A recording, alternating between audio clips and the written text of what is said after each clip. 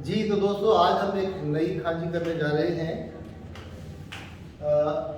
ये ऐसे लिखी जाती है। अच्छा, ये इससे मिलती जुलती, अक्सर लोग कंफ्यूज होते हैं इसमें और इस खांची में बहुत फर्क है। ये किसी खांची है, ये तो भी खांची है। इसमें क्या है, पहला स्ट्रोक इस तरफ है, दूसरा यहाँ से निकल रहा है।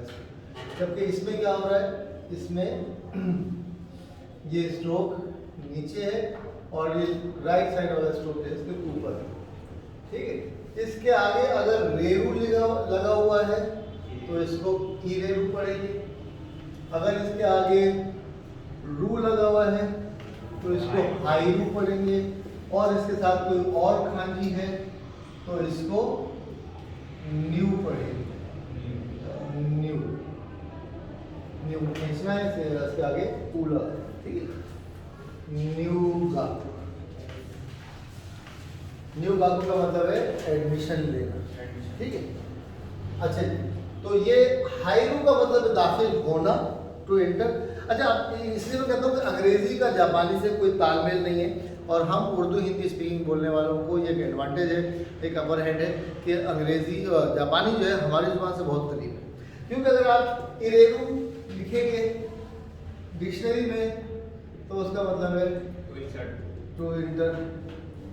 हाईरू लिखेंगे तो भी टू इंटर। ठीक है, इसी तरह अकेरू लिखेंगे तो इंग्लिश में क्या लिखा जाएगा, टू ओपन। आकू लिखेंगे तो भी टू ओपन।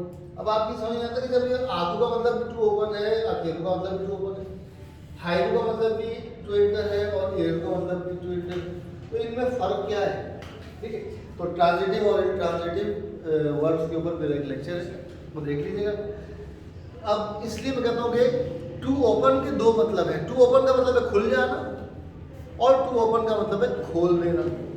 तो अब ये हमारी ही जुबान में, हमारी भाषा में, हमारी लैंग्वेज में ये फर्क है कि खोल देना अलग है और खुल जाना अलग है।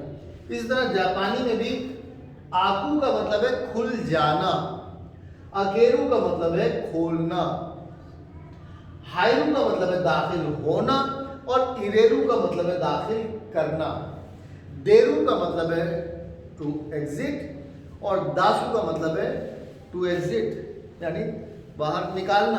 दासू का मतलब है निकालना और देरू का मतलब है खुद निकल जाना। ठीक है, तो ये हमारी ही लैंग्वेज में एडवांटेज है कि हमें मालूम होता है कि आकू अलग है और अकेरू अलग है। अंग्रेजी में सिंपली अकेरू का मतलब भी टू ओपन है, आकू का मतलब भी टू ओपन है। ठीक है, तो चलिए हम बात कर रहे थे इरेरू। इसकी अगर इस खांची के आगे रेरू लगाओ तो हम इसको इरेरू पढ़ेंगे। इस खांची के आगे खाली रू लगाओ तो इसको हाईरू पढ़ेंगे। हाईरू का मतलब है दाखिल होना, इंटर होना और इरेरू का मतलब है दाखिल करना। ठीक है, वतशिवा पेन ओ पोकेटोनी इरेरू, मैं पेन को पॉकेट में डाल रहा हूँ। वतशिवा हेयानी हाईरू, मैं कमरे में दाखिल हो रहा हूँ। ठीक है, तो इसको यहाँ पे इरेरू पढ़ेंगे। इसकी एक अब हाँ, एक सवाल स्टूडेंट ने मुझसे किया था कि सर एक लेक्चर इस बात पे बनाएंगे खोनियोमी कौन कौन से हैं और ओनियोमी कौन कौन से हैं। एक तो खोनियोमी नहीं है, कुनियोमी है वो। और दूसरे, मैं आप लोगों को बार बार बताता हूँ, इस चक्कर में हमें पढ़ना ही नहीं है।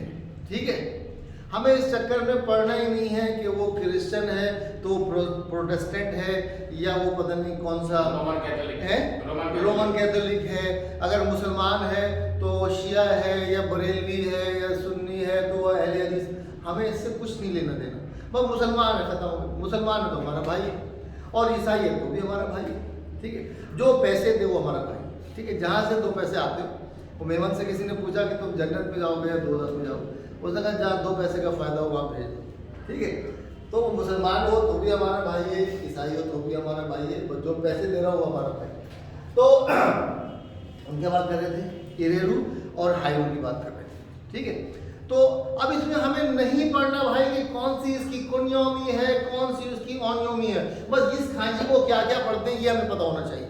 हम इसमें एक्स्ट्रा एनर्जी वेस्ट नहीं करेंगे कि इसकी ओनियोमी ये है, उसकी कुनियोमी ये है। तो हमने मैंने नहीं, मुझे आज तक नहीं पता, मैं आपको बताऊं कि मुझे खुद नहीं पता। मुझे ज़रूरत ही नहीं। आप कहेंगे सर आपको पता नहीं आप पढ़ाने क्यों खड़े हुए? जी मैं पढ़ाने से खड़ा हुआ, मैंने N1 किया हुआ है, 92 में किया था। पाकिस्तान में दूसरा आदमी था जिसने N2 किया था, N1 किया था उस वक्त, ठीक है। तो मुझे पता है हमें इसमें एनर्जी वेस्ट ही नहीं करनी है, हमें बेकार है इसमें दिमाग लड़ाना कि हम इसको याद करें बैठ के ये इसकी ओनियोमी है, ये उसकी कुनियोमी नहीं। हमें ये पता चाहिए इस खांची को क्या क्या पढ़ते हैं, बस, ठीक है। मुझे भी नहीं पता क्या जरूरत नहीं है ना, ठीक है। तो ये इरेरू, इसके साथ अगर रेरू लगा हुआ है तो इरेरू पढ़ेंगे, इसके साथ रू लगा हुआ है तो हाईरू पढ़ेंगे, इसके साथ कोई और खांची है तो न्यू पढ़ेंगे, ठीक है। तो अब इससे और कौन कौन से लफ्ज बनते हैं ये पहले भी हम बता चुके हैं। एक तो यू शुड सु न्यू है, ठीक है।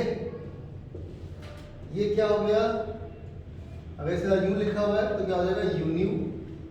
यू न्यू का मतलब है इंपोर्ट, और यू शुड सु हम पढ़ चुके हैं पहले, चलिए एक दफा फिर बता देता हूँ। अगर ये खांची इसके साथ लगी है तो ये क्या हो जाएगा यू शुड सु, यू शुड सु, ठीक है।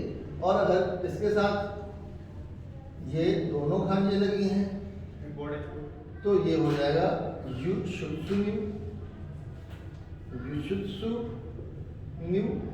एक्सपोर्ट एंड इंपोर्ट, हम कहते हैं इंपोर्ट एक्सपोर्ट हो गया, एक्सपोर्ट इंपोर्ट, ठीक है। इसके साथ ये खांची लगी है तो न्यू गाकू, न्यू गाकू का मतलब है स्कूल में एडमिशन लेना, ठीक है।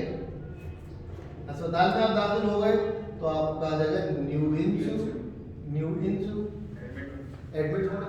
तो यहाँ पे एडमिशन लेना स्कूल में और यहाँ पे अस्पताल में एडमिट होना, ठीक है। तो ये छोटी सी खांची है, ये आपको अगर नहीं पता तो बहुत मुश्किल लगती है, और पता हो जाए तो बहुत आसान है। इसी तरह आपने देखा होगा कि सैनो एनो में ऐसे लिखा होता है। अब जब ये लिखा होगा तो क्या पढ़ा जाएगा इसको, अब इसको ना ये इरेरू पढ़ा जाएगा ना हाईरू पढ़ा जाएगा, बल्कि पढ़ा जाएगा इरी गुची। ये कुची की खांची है। कुची का मतलब माउथ भी होता है, कुची का मतलब कोई विंडो भी होता है, कुची का मतलब कोई पाथ भी हो सकता है, वो रास्ता भी होता है। तो ये इरी गुची, जब इरी और कुची मिलता है तो इरी गुची हुआ। इरी गुची का मतलब एंट्रेंस, ठीक है। और इसी तरह अगर ये लिखा हुआ होगा तो गुची हो जाएगा एग्जिट, ठीक है। तो ये छोटी सी खांची थी, आपको पता चल गया तो बहुत आसान हो गया आपके लिए। जब तक नहीं पता है तो बहुत मुश्किल है। बहुत बहुत शुक्रिया, धन्यवाद, अरिहतो गोजाइमासिता।